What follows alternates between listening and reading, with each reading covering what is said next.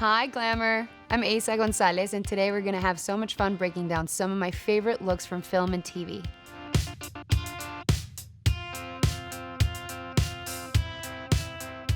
This is from Dusk Till Dawn, the series 2014, and I play the role of Satanico Pandemonium. The first show I ever did in the US. I remember being so incredibly nervous. Obviously for multiple reasons. First of all was obviously working with Robert Rodriguez and being able to play this iconic character that Salma Hayek basically embodied so beautifully. And they did this custom piece and they wanted to look different but look like the original a little bit and have the inspiration. And then we did this incredible headpiece that it's in the show, which is Aztec inspired. And it was one of my favorite costumes ever. It was so nice to wear something that has this Mexican, Latin inspiration. So the first season, we shot it in the winter, and it's where I wear most of the bathing suit, obviously, from the iconic film, because the first season covers most of the film. But then the second season is where I fully become a vampire and I'm outside in the real world. And now this is the summer in Texas, and I'm wearing leather coats, trench coats, completely from head to toe with like a leather hat and boots. And you're in the peak summer of Texas, and I just was sweating, and I had all these changes. I had a lot of corsets. We had a lot of fun, and Nina is just one of the best costume designers I've ever worked with. Not only she's just a lovely human being, but really cares deeply about costume. This is Baby Driver 2017, and I play Darling, aka Monica. Not a lot of people realize that her name's Monica. They say it in a moment of the movie, but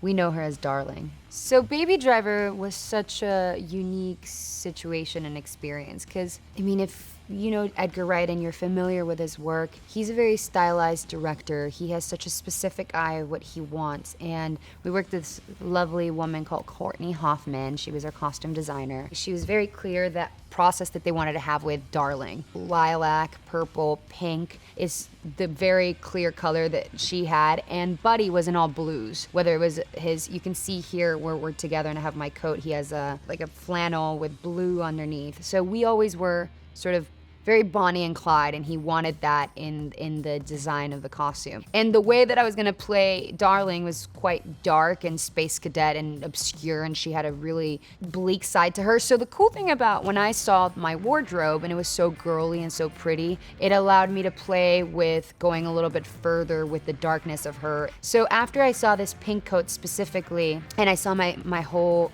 suit for the last robbery, I wanted to make her very, very childlike. So I came up with a couple ideas with Edgar Wright where I wanted her to blow bubbles in one scene and be eating lollipops all the time or always have gum in her mouth.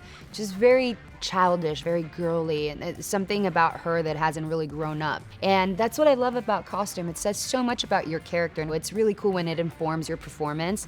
And I kept my hoops. They say Darling. I always like to keep one piece of my wardrobe. I still wear them sometimes to go out, and they're people's favorite. So this is one of my favorite wardrobes ever. This is Paradise Hills, and I play Amarna, the lovely rock star. Well, she's kind of a pop star, but she lives a rock star life. This was such a fun movie to be part of because it had these hints of Alice in Wonderland meets an obscure narrative of it. And I love the way they went with my hair. I wanted to do something really fun to counteract the outfit. I felt like obviously this character, she's sort of very unique and special and has her own style. And what I liked is everyone has the same costume, but there's unique pieces to it that identify each girl. And I love that it has this sort of bondage, a little bit look to it, and it sort of built into the narrative, but very covered up in this period look, but in the current times, and everything from the hair to the makeup to the wardrobe. It was one of the hardest wardrobes to put on. So this is Fast and Furious, obviously. This is Hobbs and Shaw. This was shot in 2019. And I play Margarita. David Leitch, who's the director, and he's one of the most talented people I've ever gotten the chance to work with, called me one day and said, I really want you to be part of this movie. I think you would do so good. And I didn't really ask him any questions. I said, sure, I want to work with you. Let's do this. But when I got to the set, I realized I didn't even know what I was playing. I had no idea what I was going to be doing. I didn't know what I was going to wear.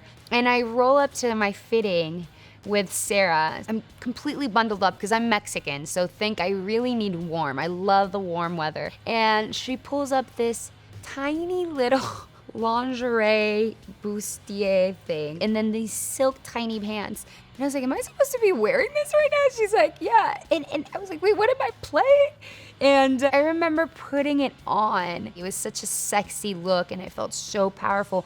And then they started putting all my guns and the boots, the whole look. And then we were working with Alessandro, who was our makeup artist in our movie. And I really said, I'd love to channel Monica Bellucci in this. It feels very, a 2019 twist of what Monica Bellucci is. Also looking at the set, right? If you look at the set that we're in this colonial, beautiful, beautiful mansion, and all the pieces of art around it just made it look quite expensive. So we wanted to go really expensive with her. And then there was an opportunity to wear this fur coat, but I really don't like to wear fur and anything that is cruel to animals. So I was very vocal that I did not want to wear that. And it was really important to the costume designer as well to feel like it felt genuine. And it was a really beautiful coat, but I endured the cold because of the animals. I just didn't want to do it. I remember being on set with the guys and they're like, this is an incredible, look, you have to keep it. And sadly, this is one of the few costumes that I didn't keep anything from my costume. So it's such a bummer, but I really enjoyed playing this role.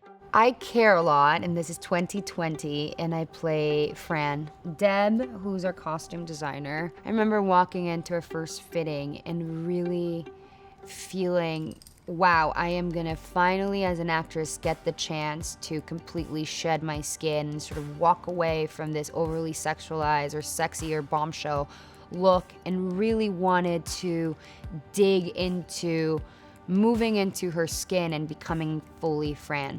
And it really unraveled this transition for me to change my complete look. And then we worked with both our hair and makeup team, Lori, who did my hair, worked with Rosamund Pike for quite a long time. And I saw the haircut that Rosamund was getting, and it really inspired me. And they showed me all this cool curly shags.